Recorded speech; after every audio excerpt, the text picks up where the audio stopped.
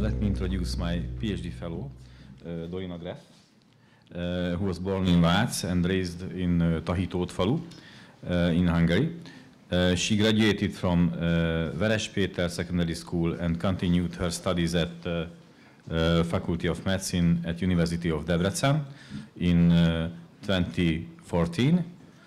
In her studies, she was a scientific worker fellow who led by Olga Török, working on the topic of validation of non-invasive prenatal testing. As a TDK student, she won a special award at the National Students' Conference. After graduation, she started working at the Department of Obstetrics and Gynecology at Semmelweis University in 2020. She started her PhD studies with our fellow with Dr.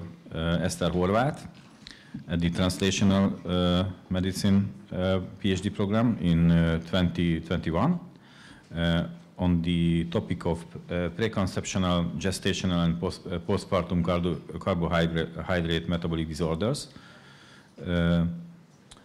She had two scientific student workers.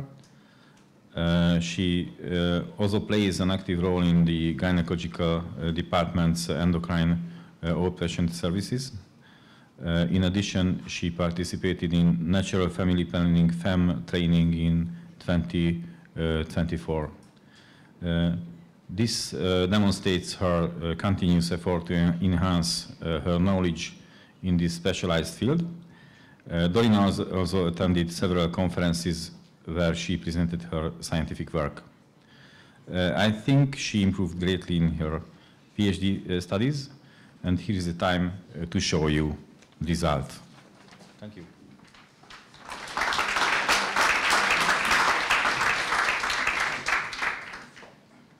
Thank you for the kind introduction at first. Dear committee, dear audience, let me present my PhD topic on preconceptional, gestational, and postpartum carbohydrate metabolic disorders. My name is Dorina Greff. I'm resident doctor at the Department of Obstetrics and Gynecology. My supervisors are Szabolcs Várbíró and Eszter Horváth. My vision to increase fertility and complication-free pregnancy rate, and my mission to achieve my vision by novel prevention strategies and to improve carbohydrate metabolism. I had two specific goals.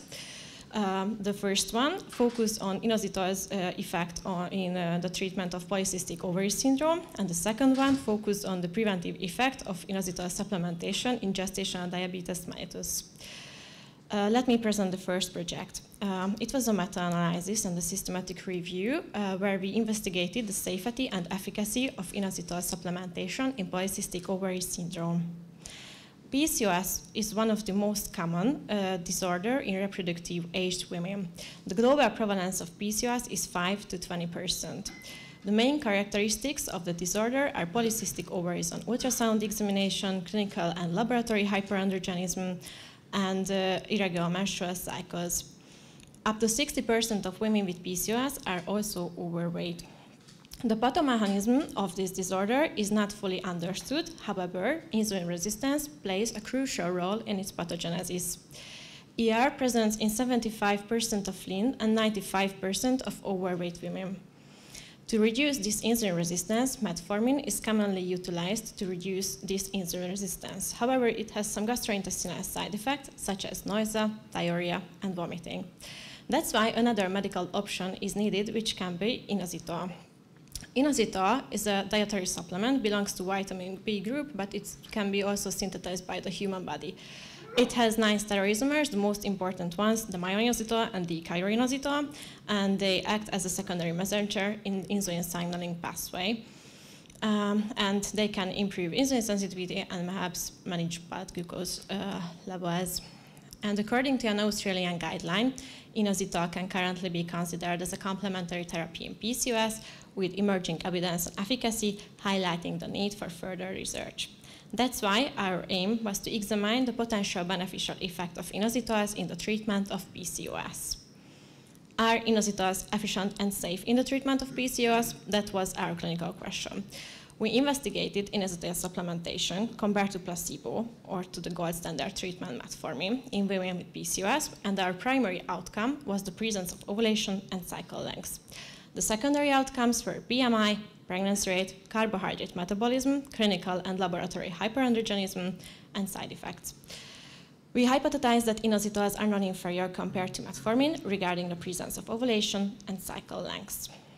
The systematic search was conducted at the 20th of October in 2021, and after the duplicate removal, we had more than 4,600 hits, and at the end of the FOATEX selection, we had 26 eligible articles. And let's see the results. To have a regular menstrual cycle, is the key to women's fertility. That's why our primary outcome is cycle normalization. We presented our results on forest plots. In the middle, you can see the lines. It presents the included individual studies. On the left side, you can see the events of the intervention and control group, and on the right side, we presented the risk ratios, and the diamond is present the pooled risk ratios. If the diamond is on the right side, it favors inositol. If the diamond is on the left side, it favors control. At the first part of the forest plot, we compared inositol treatment to placebo, where we found that patients in the inositol-treated group twice more likely to have a regular menstrual cycle compared to placebo. We also compared it to metformin, where we found no statistical significant difference. As I mentioned earlier, up to 60% of women with PCOS are also overweight. That's why BMI also an important outcome. In this slide, in this forest plot, we compared inositol treatment to placebo, where we found that inositol supplementation can significantly decrease BMI, and especially myo-inositol seems to have beneficial effect in weight loss. We also compared it to metformin, where we found no statistical significant difference. In the next few slides, I would like to summarize the results of studies comparing inositol treatment to placebo. Here, you can see that inositol supplementation can significantly decrease serum total and free testosterone levels and androstenedione levels, and inositol supplementation significantly increase sexual hormone binding globulin levels. Regarding glycemic profile, we found that area under the insulin curve was significantly decreased by inositol supplementation, and regarding pregnancy rate, we found no statistical significant difference between the intervention and control group. In this slide, we summarized the studies comparing inositol to the gold standard treatment metformin, where we found no statistical significant difference between the two groups, except two cases. In case of SHBG, inositol was proved to be better, and in case of Ferriman-Gilway score, metformin was proved to be better. The strength of our study is that we not just compare the effect of inositol treatment to placebo, but also to the gold standard treatment metformin. We examined inositol's effect not only on cycle length normalization, but also on pregnancy rate, BMI, carbohydrate metabolism, and clinical and laboratory hyperandrogenism. And we also investigated the different inositol stereoisomers separately.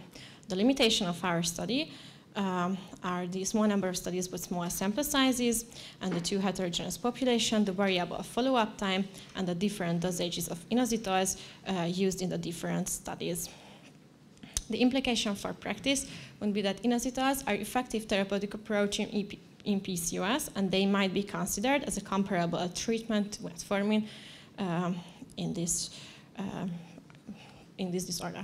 Implication for research is that further RCTs are needed with bigger sample size to assess the effect on pregnancy rate more accurately, and the possible additive effect of metformin and inositol co-treatment should be also examined. With this figure, I would like to summarize and present the central role of insulin resistance and hyperandrogenism in the pathomechanism of PCOS. Based on our meta-analysis, the following factors are influenced by inositol supplementation. It can reduce BMI and insulin levels, it can increase SHBG levels, it can decrease serum free and total testosterone levels, and it can normalize menstrual cycle length. As a conclusion, we can say that inositol treatment has beneficial effect on several parameters of PCOS, and in the most relevant outcome measures, inositols prove to be similar to the gold standard treatment metformin. This suggests that inositols are promising alternative treatment in PCOS, especially in patients showing several side effects for metformin. And let's turn to the second project about inositol's preventive effect in gestational diabetes mellitus and related complications. GDM is one of the most frequent disorders related to pregnancy. It affects about 7% of pregnancies globally. It can cause several maternal and offspring complications, such as jaundice, neonatal hypoglycemia, preterm birth, and macrosomia, as you can see on the picture. And in long term, mothers who suffer from GDM have a 10-fold higher risk for developing type 2 diabetes mellitus and 2-fold higher risk for cardiovascular events. Despite of these facts, there's no medical treatment is generally prescribed for the prevention of GDM. And as I mentioned earlier, inositols are shown to increase insulin sensitivity. Therefore, our aim was to investigate the preventive effect of inositols in the development of GDM. A clinical question was that, can inositol treatment prevent the development of GDM in pregnant women? We investigated inositol, the different inositol steroisomers compared to placebo or no intervention at all in pregnant women. And our primary outcome was the GDM diagnosis by the time of oral glucose tolerance test. The secondary outcomes were need for insulin treatment, the detailed results of oral glucose tolerance test, and the maternal and fetal complications listed on the slide. We hypothesized that inositols can decrease the incidence of GDM compared to placebo or no intervention at all. The systematic search was conducted at the 5th of November in 2021, and we updated it at 25th of December in 2022. At the end of the full text selection, we found 8 eligible articles. And let's see the results. Our primary outcome was the incidence of gestational diabetes mellitus, and the incidence is significantly lower in the inositol-treated group compared to placebo. Inositol halved the risk of developing gestational diabetes mellitus in high-risk pregnant women. In the next few slides, I would like to present the detailed results of oral glucose tolerance test. At first, I would like to start with the fasting glucose. On the average, it was decreased by 0.17 millimole per liters. The 1-hour post-load glucose was decreased on the average by 0.44 millimole per liter by inositols, and the 2-hour post-load glucose was also significantly decreased by inositol supplementation on the average by 0.37 millimole per liters. If GDM develops, the second most important question is the need for insulin. And the need for insulin treatment is also significantly lower in the inositol-treated group. Inositol supplementation can halve the risk, the need for insulin. GDM can increase the likelihood of high blood pressure during pregnancy, which may lead more severe complications such as preeclampsia. And the risk of gestational hypertension and preeclampsia are also significantly lower in the inositol-treated group. Complications of GDM, for example, the earlier mentioned preeclampsia, can lead to preterm birth, and the risk of preterm birth is also significantly lower. Regarding neonates, we found that neonatal hypoglycemia is also significantly reduced in neonates whose mother got inositol supplementation. Regarding gestational age at birth, C-section rate, shoulder dystocia, birth weight, macrosomia, and neonatal intensive care unit admission, we found no statistical significant difference between the two groups. The strength of our study is that we investigated here different inositol steroisomers. Our meta-analysis was based on only RCTs, and the different RCTs used the same GDM diagnostic criteria. The limitation of the studies are the small number of studies was small sample size. There were RCTs what were open labeled, and the different RCTs involved mostly Caucasian patients. As a conclusion, we can say that inositol treatment reduces the risk of GDM compared to placebo or no intervention in high-risk population. And if GDM develops despite inositol treatment, it still reduces the risk of insulin need, preterm birth, gestational hypertension, and neonatal hypoglycemia. So we can conclude that inositol can decrease the incidence of GDM. Here I present our published articles, and both of them were published in D1 journals. These are my scientimetrics. We are really proud that our first meta-analysis published in the last year got already 71 citations. As additional activities, I had 2 TDK students. One of them already defended her thesis. I gave poster presentations, and in the last year, I had a great opportunity to join to the team of Semmelweis Hub, and we worked on the obstetrics and gynecology module, which was published last week, and it's available on Google Play and App Store.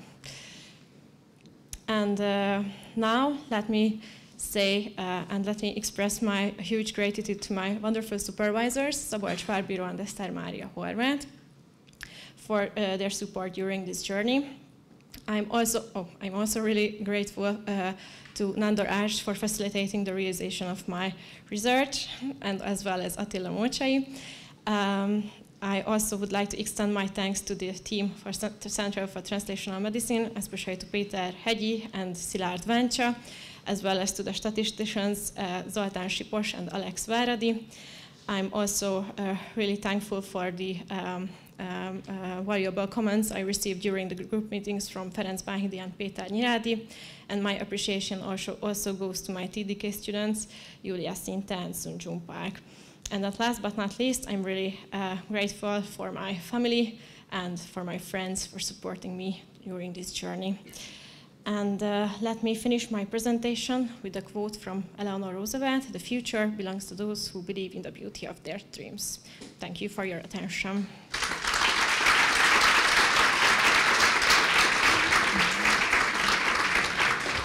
Thank you very much, Dorina. Congratulations on this nice summary of your results.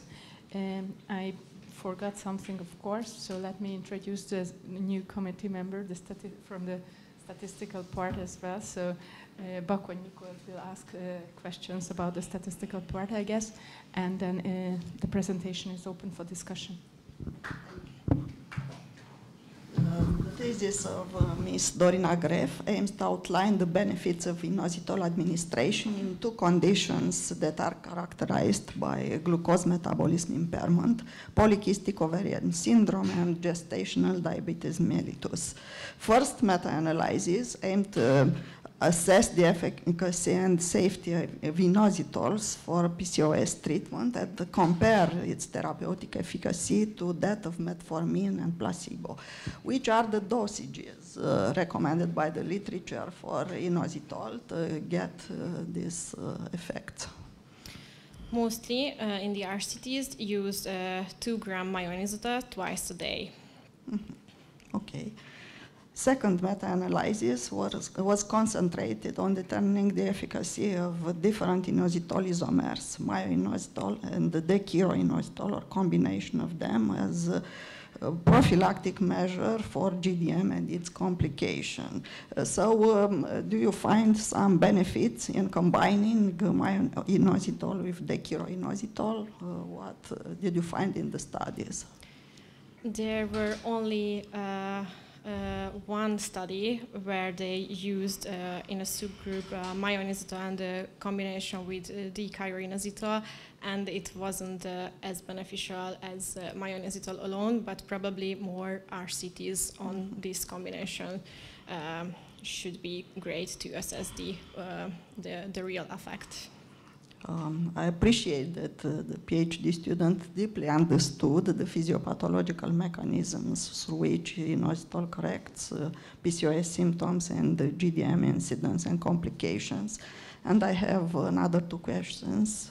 What is the mechanism by which inositol administered preconceptionally in combination with folic acid as well as with probiotics, vitamins, and microelements failed to decrease gestational diabetes mellitus? Mellitus is the statement of the Godfrey article that you cited in your references. Yes, could you repeat the beginning of your question? The inositol administered in combination with folic acid, probiotics, vitamins failed to decrease gestational diabetes mellitus incidence? Yes, because it was just one RCT. Probably they didn't investigated in also high-risk patients because our meta-analysis focused on high-risk patients with, for example, patients with first-degree relatives with type 2 or type 1 diabetes mellitus or elevated high blood sugar levels in the first trimester, or they were obese. The BMI of them was above 25 or 30. Okay, and you told us that most series included Caucasian population. Yes. Which is the effect on of inositol on African or Asiatic population? If you find some studies about yes, this is a really good question. Is it different or? This is a really good question. That's why we saw that it's an important limitation. Because most of the RCT is concentrated on Italian population. Some of them was just outside of Europe. And we don't know that, for example, in Africa, inositol has the same effect, or is there any other effects also? Very good. Thank you, and I want to congratulate you for your 2 articles published in very high impact factor peer-reviewed journals. Thank you very much. Thank you very much. So first of all, I'd like to thank for your presentation. I think you had a great work, and it has a great impact on the clinical and also the patient outcomes. I have only 2 questions. First of all, I couldn't see any slides from the side effects. Are there any side effects of the treatment? Yes, we investigated also these side effects, but we couldn't present it as a forest plot. That's why we didn't show it on the slides. But when we compared the side effects of inositols to placebo, none of the patients reported on side effects. But when we compared the side effects of inositols to metformin, from 180 patients, 12 reported on side effects in the inositol treated group, and 96 reported on side effects in the metformin group. Thank you. I have another 2 questions. So you just told me that you compared the metformin and the inositol group. Can we use them together? So metformin and inositol together, and if this combination can be used, is there is any beneficial action of these 2? Yes, probably we can use both of them together. Is it better to use them together compared to a monotherapy? What do you think? Actually, that was our original question, but it would be a really complicated network meta-analysis, so that's why we had to stay at just compare inositol treatment to placebo or to the gold standard treatment metformin. So if there would be more RCTs on this topic, it would be also a great meta-analysis idea. Okay, and my last question, sorry. You just showed us two PCO and the gestational diabetes. Are there any other risk or patients who can use and the use of inositol can be good, beneficial? Yes, it's also good for males' reproduction, for example. And there are studies that it can be also beneficial, for example, in leiomyomas, because D-chironinositol is an aromatase inhibitor, and in the leiomyomas there's overproduction of estrogen, and with D-chironinositol, with this aromatase inhibitor effect, can reduce this estrogen overproduction.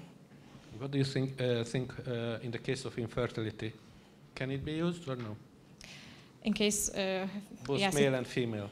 It can be used, yes, but we have to make more studies on this because unfortunately studies reported poor on pregnancy rate. In the case of the male partner, can we use it? Yes. It's improving the sperm quality as well. Yes. Thank you very much. Thank you. You talked about side effects. May I ask what the side effects were experienced by the inositol group? It was also bloating, and that's it. Yes. Thank you for the question. Sorry, congratulations on your work. It was really beautiful work and high quality papers you have presented. And my question would be also to inositol and the pregnancy rate, that there was no improvement in the pregnancy rate at the polycystic ovarian subgroup, if I was correct, if I got it correctly. And is there any subgroup where inositol improves pregnancy rate, or is there any evidence in the literature presenting today that it does improve on any other subgroup? And what do you think the explanation could be for not improving it on the PCO rate? There is evidence that it can help, but unfortunately, mostly these RCTs used a lot of any other drugs, and that's why we have to exclude that's okay, them. that's fine.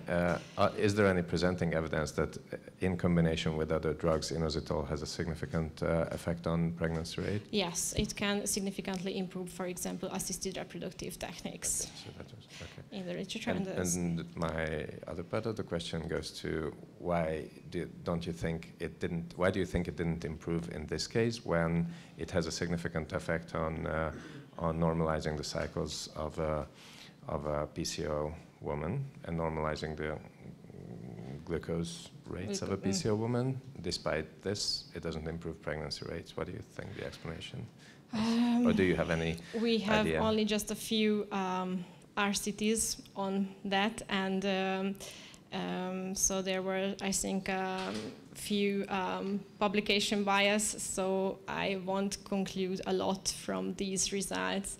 I think and I believe that it can improve fertility in women as well. Okay. Thank you very much. Thank you very much. Congratulations to your presentation. My question is that if we saw that inositol is so beneficial and superior to metformin, what do you think? Why metformin is still the gold standard, and do you think that it should be changed? It depends on the patient's BMI. We have to say that in obese PCOS patients, inositols won't be as effective in every aspect, for example, than metformin. Thank you for your presentation. My question is maybe related to her question. Did you investigate the follow-up time for those patients where the BMI was significantly changed after inositol treatment? Mostly these RCTs follow-up time was between 3 and 6 months. That was the maximum follow-up. Right. And my other question, I know you were asked about the dose of inositol. Was it the same among all the RCTs? No. In the RCTs used myo-inositol, they mostly used 2 grams twice a day, but there were some used only 2 grams once a day.